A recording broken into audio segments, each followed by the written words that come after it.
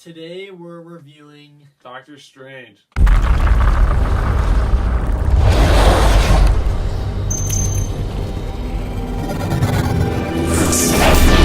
So Doctor Strange is basically about an arrogant neurosurgeon by the name of Doctor Strange who suffers an accident, loses his hands, the ability to use his hands as a neurosurgeon, basically stumbles upon the mystic arts in the Ancient One, and that's basically how the movie goes.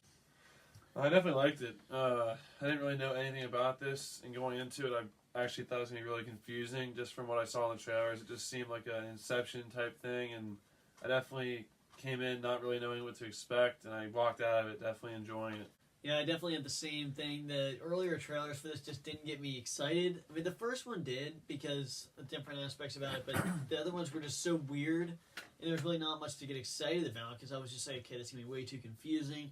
And the way that I wasn't really anticipating it that much, I guess, actually made me like the movie better. My positives for this one were definitely the acting is really good. Like the lead actor in this movie is definitely just a great all-time actor. I thought everyone was really good in it. Even the side characters that you're introduced to, like they make you like him immediately. Like Wong, then also the Ancient One, and the guy that he's with. What's his Baron name? Mordo. Him, and then even his wife or girlfriend, I guess, was like they were all good. Like even like just the way like they really did a good job of like making you not like this character towards the beginning with some of the lines he delivered. I know he said some lines that are pretty harsh. Yeah, I like a lot of the fight sequences really good. I mean, it was definitely. I thought it was gonna be confusing going in, but then as you're watching it, it explains like how they're able to do this, and I'm able to believe it because it's not. I'm not trying to be too. I mean, this is a fake world. Yeah. And also, just the way that like the things were getting flipped around, it was a little bit confusing to see where they actually were. But then you kind of knew that, like this, it's kind of supposed to be going on because they're able to like shift the like what's going on. Yeah, my positives, there definitely are some really good fight scenes. There's definitely some good scenes. There's some really good scenes that one was totally not spoiled from the trailers, which was the Dormammu scene, which I know everyone knows about, and it's probably the favorite scene, but definitely the beginning scene with the Ancient One chasing down Caecilius and his guys.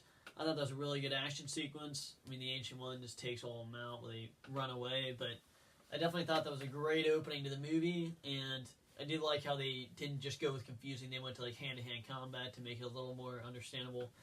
But yeah, all the scenes, like the cities getting flipped around, really isn't a lot of the movie. I mean, they have... So just the end. Yeah.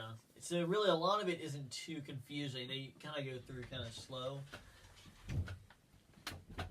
Marley. What are you doing? It's okay, Marley. What is going on?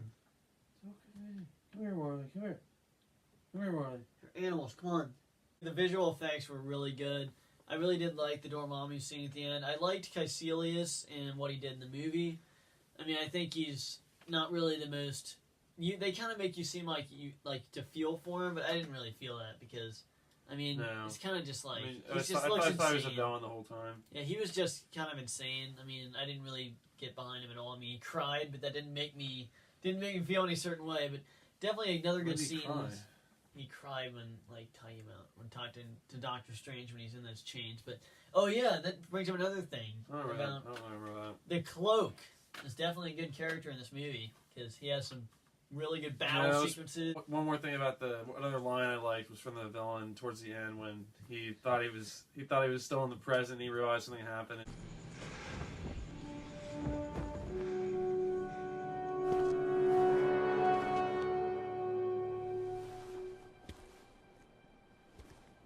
What have you done? Yeah, no, that's definitely the reverse scene is definitely really cool. How, like, when you see like when they break out of the reverse, you see them break out of it, but then like, just the visuals were definitely really good, and I did like how they did like how the time stopped. And then another scene was when they're in their astral forms fighting in that room, and it barely moves stuff. I definitely liked that aspect. And then one last thing is also how they just made it sound like they had 4 bases around the world, and also like they acknowledged that the Avengers take care of other threats, and this is a different threat, just to make it seem like this wasn't just random people that could have been helping out. Cause they weren't helping out because it wasn't their field of. I guess maybe they could have helped out if they wanted to. It just wasn't their field of fighting. Yeah, they made a better reason than just saying they didn't do it. The villain was. I liked the villain, like a lot of how he was, but it wasn't. It wasn't the most memorable. It wasn't the most memorable. And also, just some of the things, and I thought it was funny, like, it wasn't really a negative to me, but I can see how it's a negative, is if Wong's supposed to be this great, like, protector of this library, and he just lets things get stolen as he's listening to, like, music, it's just, I thought it was funny, but at the same time, like, he needs to be, like, watching these things with his life, and he's just in there, like, listening to music, not even understanding what's going on.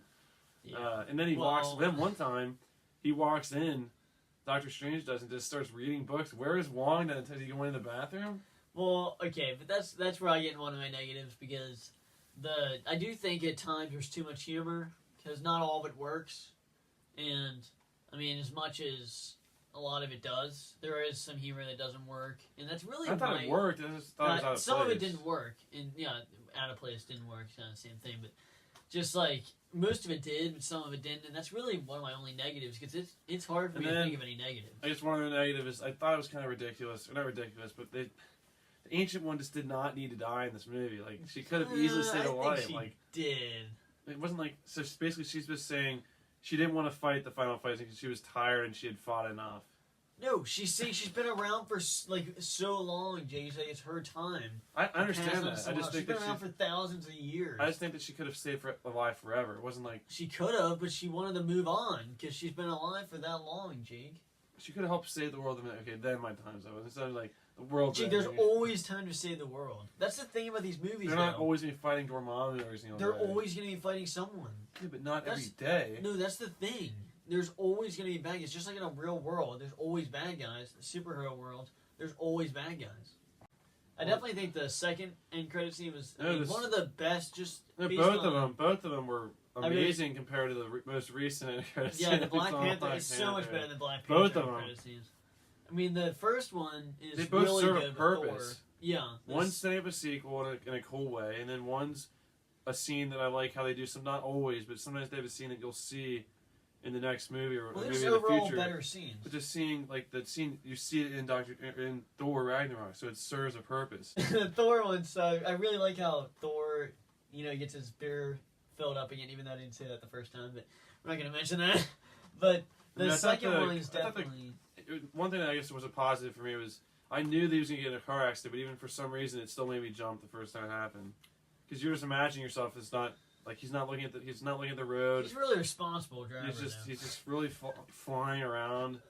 No, but the second end credit scene is definitely. I mean, you get a fight sequence in an end credit scene. I think that's pretty. I mean, it's not the best fight scene, but I thought it was really it was a really good one. I mean, if you wait that long for like what? It was like a 40-second end credit scene with like a fight scene, and it sets up Baron Mordo being a villain. I think that's a pretty good end credit scene. I mean, I was thinking the character of Wong. I just think they could have had him more powerful because you gave him a moment that he could have been fighting, and he's like, no one takes over the Sanctum, and then that's a big line. We can play that here, and then within 10 seconds of after saying that line, Doctor Strange and somebody else run into that Sanctum, and it's completely ruined. So we both really liked it. I mean, it was definitely I did not have high expectations going into it because I didn't really know what to expect, and the trailers just didn't really get me that excited. I mean, it's a Marvel movie, so I'm going to be excited to see it, but I would definitely have to give this movie a solid 8.5 out of 10 because I'm not really taking points off it for that really many bad things. I'll have to give. I mean, I did not have high expectations for this, but I remember walking out with a couple of my friends, and I was just really happy.